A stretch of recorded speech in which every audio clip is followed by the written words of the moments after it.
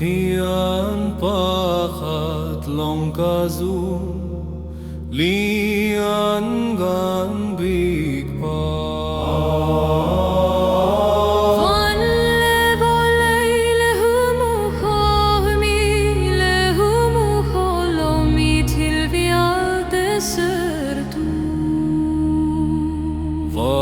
vialte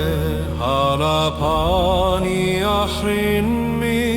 amen patian patian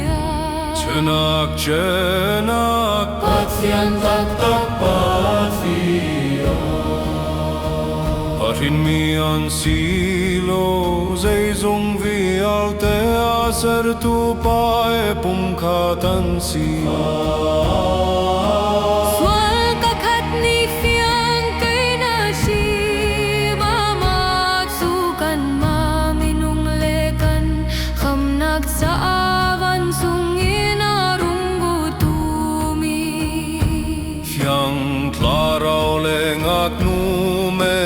thawng in minung chang i minung chang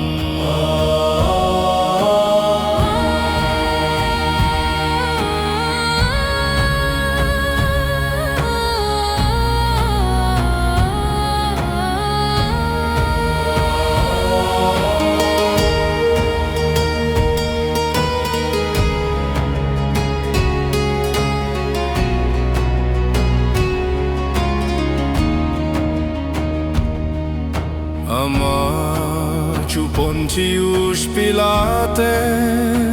tanga kancha vailam chunga kenchia sive aturian vui ni zumhnak ka thiangmi chimban tukina to kan von chunga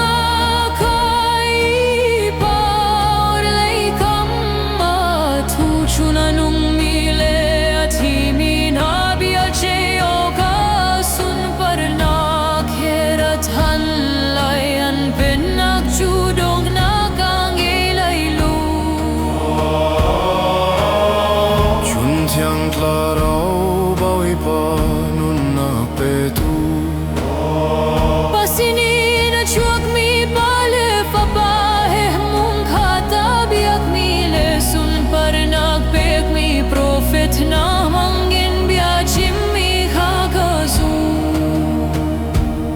avare pakni fiang tena chung pa khata thiangmi chatolik le lam kaltu khrifa buka zum